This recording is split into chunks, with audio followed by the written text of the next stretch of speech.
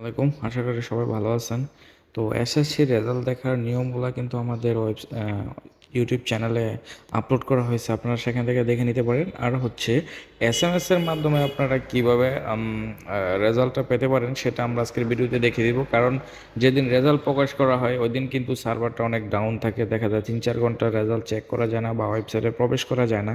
কিন্তু আপনারা এসএমএসের মাধ্যমে কিন্তু রেজাল্টটা খুব সহজেই দেখে নিতে পারেন। তো চলুন শুরু করে দিই, আপনারা কীভাবে এসএমএসের মাধ্যমে রেজাল্টটি দেখে নিতে পারেন। প্রথমে আপনাদের মোবাইলে মেসেজ অপশনে চলে আসবেন। আসার পরে এখানে লিখবেন, যারা এসএসসি দিবেন তারা লিখবেন এসএসসি, সবগুলো একটু বড় হাতে দেওয়ার চেষ্টা করবেন। এসএসসি দিলাম। এরপর হচ্ছে আপনার বোর্ডের ফার্স্ট 3টা অক্ষর, যেমন ঢাকা লিখতে DHAKA, এর এখান থেকে প্রথম যে 3টা অক্ষর আছে সেই 3টা রাখবো, 2টা কেটে দেবো। এই হচ্ছে প্রথম 3 অক্ষর DHA। এরপরে স্পেস দিবেন, স্পেস দিয়ে আপনার রোল নাম্বারটা এখানে লিখবেন।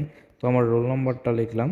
রোল নাম্বারটা লেখার পর আপনারা আরেকটা স্পেস দিয়ে সাল লিখবেন। সাল হচ্ছে 2024।